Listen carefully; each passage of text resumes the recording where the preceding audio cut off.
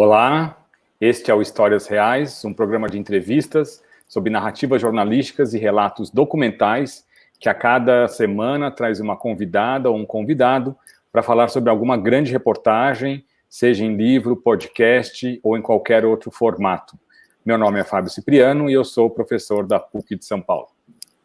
Olá, eu sou o Diogo de Holanda, sou professor de jornalismo também aqui da PUC de São Paulo. E a nossa convidada de hoje é uma referência importante no jornalismo, nas grandes reportagens aqui no Brasil. Ela é diretora e editora da agência pública.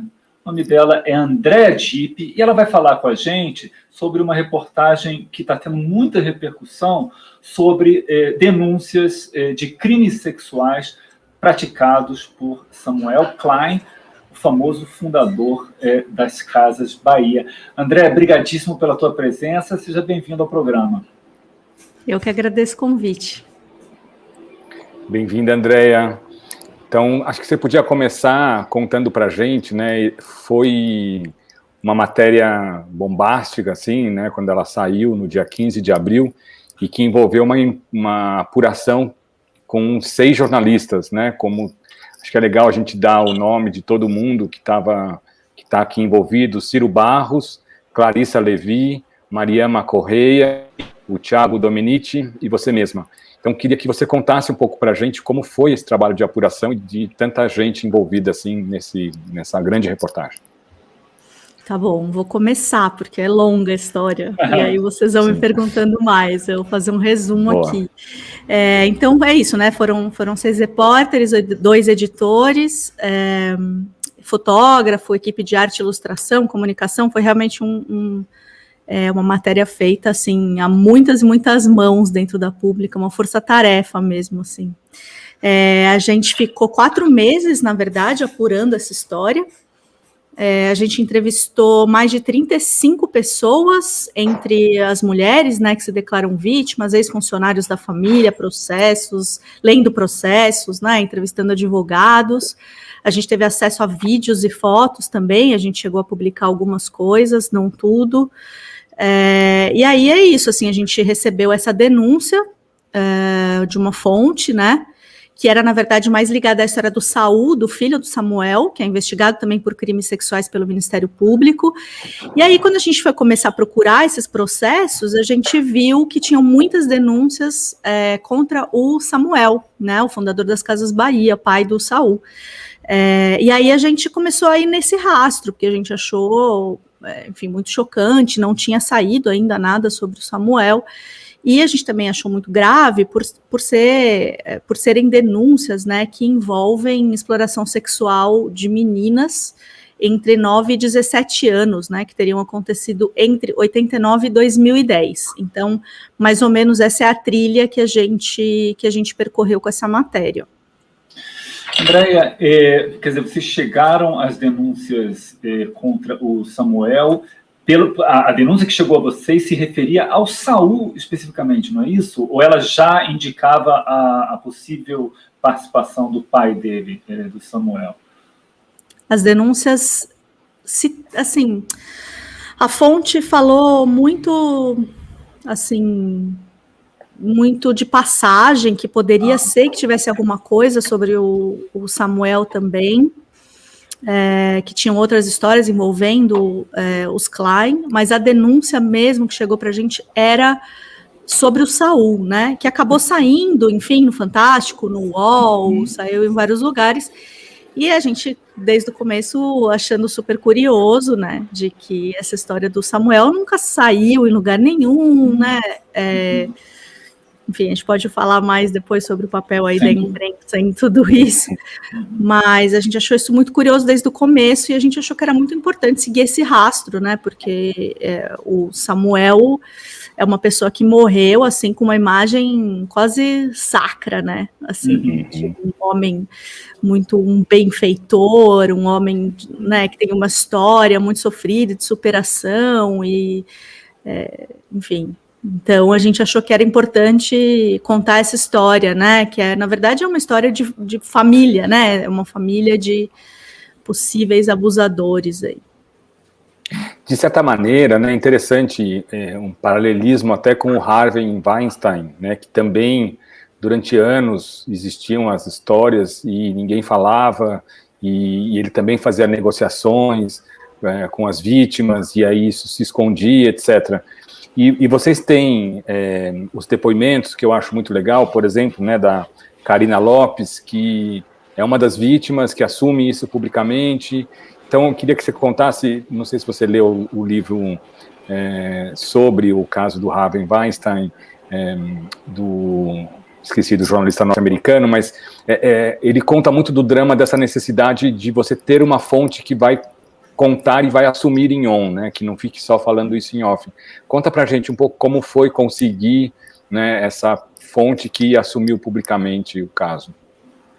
Pois é, isso é sempre uma questão, né, assim, eu estou bastante acostumada, infelizmente, a fazer matérias sobre abusos sexuais, exploração sexual contra crianças e adolescentes, e violência contra a mulher, no geral, né, e isso sempre é uma discussão, né, assim, dessa necessidade de ter pelo menos algumas fontes que falem em on, especialmente se é uma denúncia feita contra uma pessoa, né,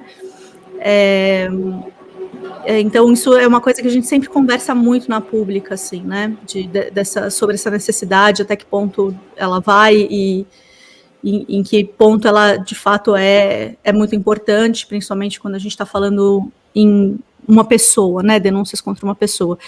Mas, assim, a gente acabou conversando com 10 mulheres ao todo, uma ia indicando a outra, uma ia apontando a outra, e a gente, assim, até a gente tem um podcast, né, também, o Pauta Pública, e os repórteres contam muito sobre isso, assim, né, sobre como se tomou um cuidado desde o começo, assim, para não forçar, né, a barra, assim, para não insistir, para que as mulheres falassem em on, para não forçar essas mulheres a falarem coisas, porque a gente sabe o quanto isso é difícil, dramático. A gente sabe que essas principalmente que falaram em on, elas assumiram suas histórias ali contra nomes muito poderosos, né?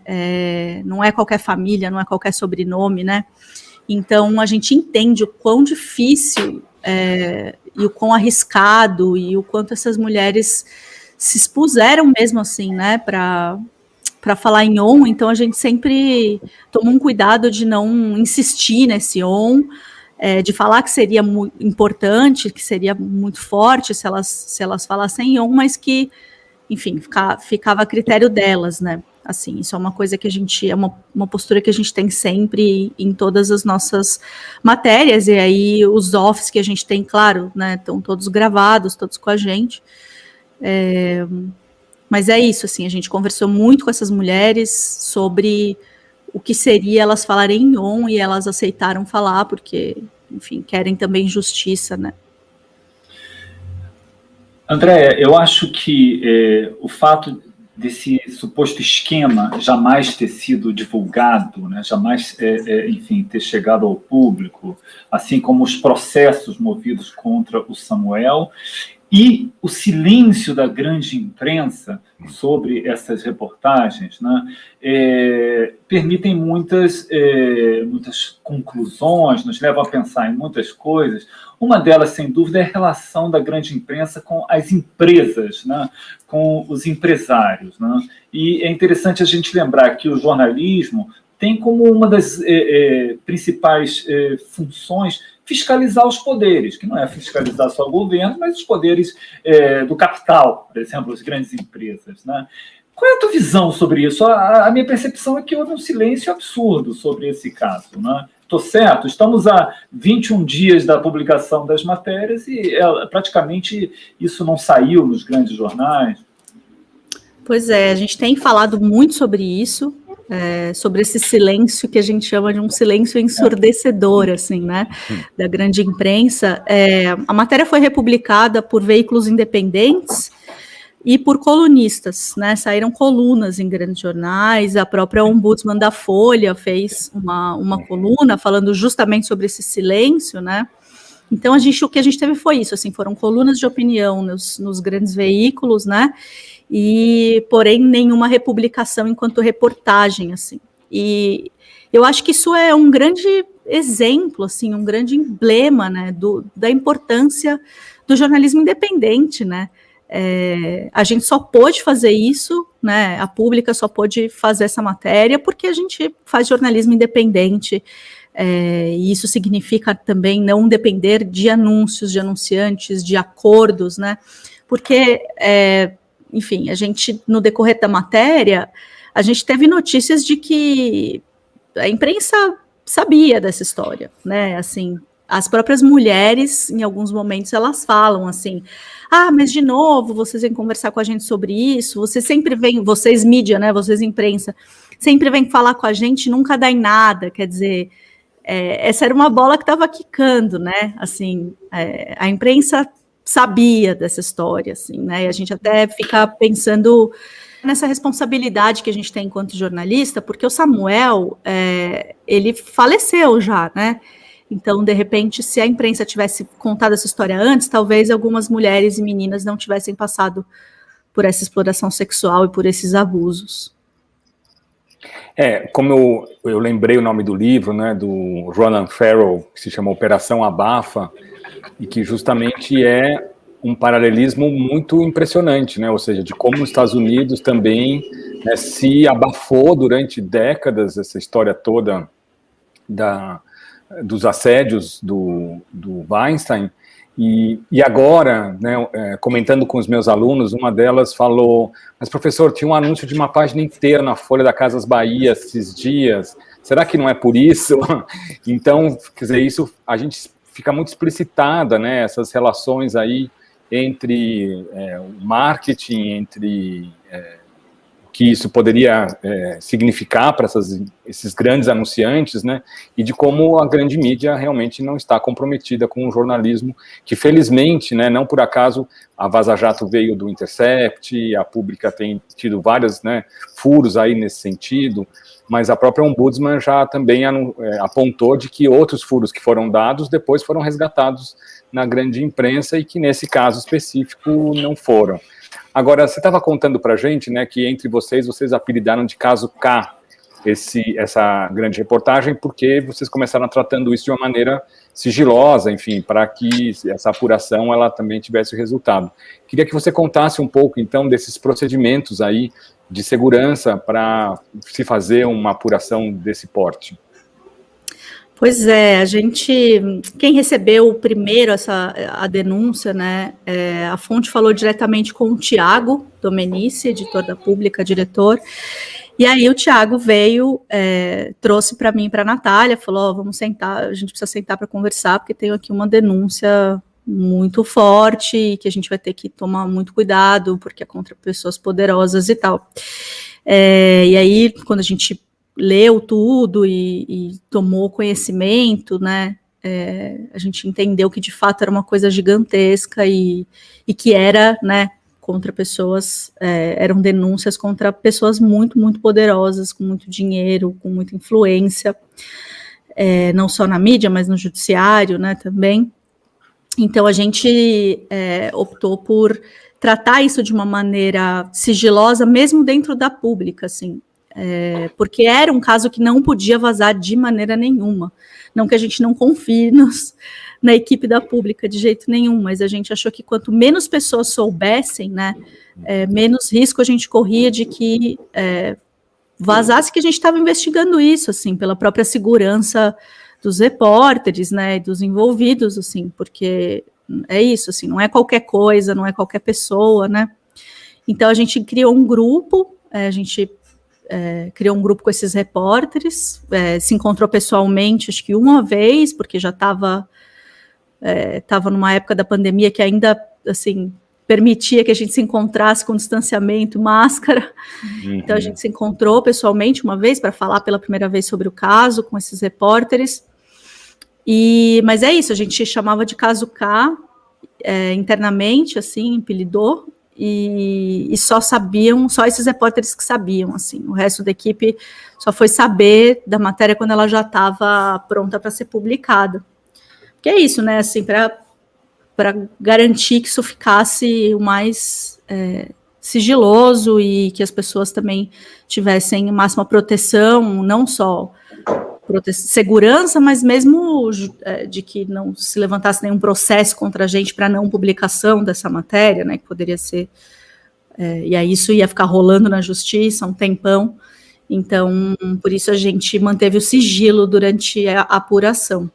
Andréia, e como é que foi a repercussão? A gente falou do silêncio da imprensa, né, da grande imprensa, mas como é que foi a repercussão entre as outras partes impactadas pela matéria, né? Eu vi que depois, na atualização, vocês botaram uma nota da família Klein, outra da Via Varejo, que é quem controla hoje as Casas Bahia, assim como do advogado, mas houve algum tipo de reação mais intensa nos bastidores? Como é que isso chegou a vocês, essa recepção? A gente teve essas respostas, né, tanto da Via Varejo, no sentido de se afastar da imagem do Samuel, foi uma coisa que a gente achou bem surpreendente, na verdade, assim, e a nota da família, meio que, sei lá, falando da história de superação dele, enfim, de que as coisas estavam em segredo de justiça, mas também uma coisa super vaga, assim, a gente não sofreu nenhum tipo de ameaça, pelo menos não que eu saiba, e por enquanto foi essa resposta que a gente teve da família, né, e da Via Varejo. A gente ficou sabendo de algumas coisas que aconteceram ali internamente, né, algumas mudanças e alterações foram feitas internamente, como repercussão da matéria, mas tudo em off, assim, né, nada que a gente possa provar. E a gente foi procurado por órgãos de justiça, assim, para continuar e começar novas investigações. A gente também não pode ainda dar muitos detalhes sobre isso, mas a gente foi procurado, sim, pela justiça para dar andamento e começar novas investigações. A gente teve as mulheres ouvidas, assim, escreveram para a gente, ligaram, muito, muito contentes, assim, com a matéria, dizendo que estavam se sentindo muito representadas, assim, agradecendo. Isso para a gente é sempre, acho que, assim, pessoalmente eu sempre digo que essa é a melhor e maior repercussão que a gente tem, né, sempre, assim, quando a vítima te agradece, né, por contar a história dela e se sente ali minimamente ouvida e representada de alguma maneira, assim, né. E é isso, a gente teve protestos, então a gente tem recebido fotos de lambes que estão sendo colados nas ruas, pedindo boicote às Casas Bahia. A gente tem um mandato de mulheres coletivo do ABC que está pedindo para mudarem os nomes de ruas do Samuel Klein, que ele batiza ruas e centros médicos e tal. E esse mandato está pedindo que esses nomes sejam retirados e que sejam feitas mais investigações. Então, essas repercussões estão sendo bem legais, assim, de acompanhar. Uhum. Eu acho que a matéria, ela dá uma concretude para um termo recente, né, que é o machismo estrutural, e que mostra como dezenas de funcionários, de pessoas, né, participaram de um verdadeiro acobertamento, né, de uma prática sistemática de pai e filho, né, que eu acho que isso que é o mais grave de tudo isso. E também me interessaria saber se entre esses funcionários que tiveram essas participações, se vocês vão fazer alguma repercussão posterior e se tem novidades, né? Não sei se dá para adiantar aqui, mas enfim, porque foram tantas pessoas que tiveram envolvidas nessa história ao longo de tanto tempo, né? Então conta pra gente o que você pode falar sobre. Sim, é muito tempo. Eu escrevi a convite da diretora do Universa, né, do UOL, eu escrevi 2 colunas de opinião, e nas 2 eu falei sobre isso, porque de fato é uma coisa muito chocante, assim, né, essa rede, essa estrutura milionária que existia para manter funcionando por tantas décadas, né, esse esquema de exploração sexual de meninas, assim, e que era uma coisa também que todo mundo sabia, inclusive vizinhos, pessoas que moravam ao redor dos imóveis, né? Os repórteres contam isso como se fosse uma das coisas mais chocantes, assim, que eles perceberam durante a matéria, o quanto tudo era naturalizado, assim. Então, os vizinhos dos imóveis diziam, tinham filas, se formavam filas de meninas na porta da casa, na porta dos prédios, porque ele oferecia cafés da manhã e lanches para meninas, todo mundo sabia, né? Mas é isso, assim, um sobrenome importante, forte, um homem rico, e esse machismo estrutural, né? Eu acho que isso mostra o quanto é isso, assim, essa naturalização, ela é a prova, né, desse machismo estrutural que a gente tem hoje no país, e isso foi muito chocante para a gente, assim, ver durante toda a matéria também o quanto todo mundo sabia, assim, desde os vizinhos até as pessoas que trabalhavam nas Casas Bahia, até familiares. A gente recebeu, sim, respondendo a sua pergunta também, a gente abriu um formulário, né, depois que a matéria saiu, para que as pessoas pudessem fazer mais denúncias, assim. Então, a gente tem recebido muitas respostas, não só de mulheres falando, né, contando suas histórias, mas também de funcionários e ex-funcionários das Casas Bahia. E a gente também chegou muito nessa história porque tinham muitos processos da justiça que eram processos trabalhistas, né, de pessoas que começaram a se incomodar, né, não foi todo mundo, né, também que foi conivente, assim. Houve também processos na justiça de pessoas que trabalhavam lá e que começaram a se incomodar com a entra e sai de meninas, com a retirada de mercadorias, né, e com todo esse esquema, assim. Então, sim, a gente vai continuar, vai fazer novas matérias, e eu não posso ainda dar muitos detalhes, mas em breve tem coisa nova. Que ótimo. Andréia, e vocês chegaram também a outros empresários, enfim, porque eu suponho que ao colocar um tema desse em evidência, né, acaba que casos semelhantes podem também vir à tona, até mesmo para as pessoas se sentirem estimuladas a falar, né? Tem aí o faro que leve vocês para outros empresários, políticos, né? Porque realmente era um esquema tão bem estruturado, né? Tão assim grande, nossa, enfim, tão complexo até, né? E com tanta atrocidade, é uma coisa que realmente é de chocar, né? Enfim, vocês têm outros casos aí, outros indícios?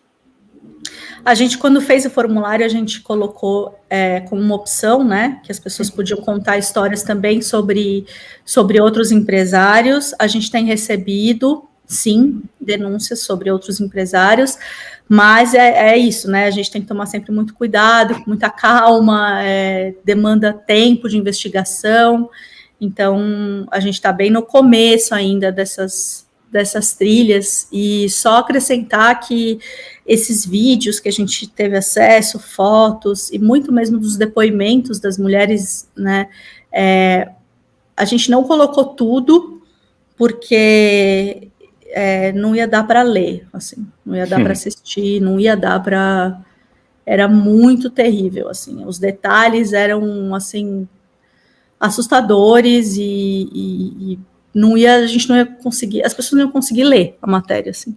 Então, a gente não colocou detalhes, né, dos abusos, e, bom, também para proteger essas mulheres, né, enfim, mas também expor o menos possível suas histórias, mas é muito feio tudo, assim, muito feio, mesmo nos vídeos, nas fotos, é tudo muito chocante, muito, muito terrível, assim.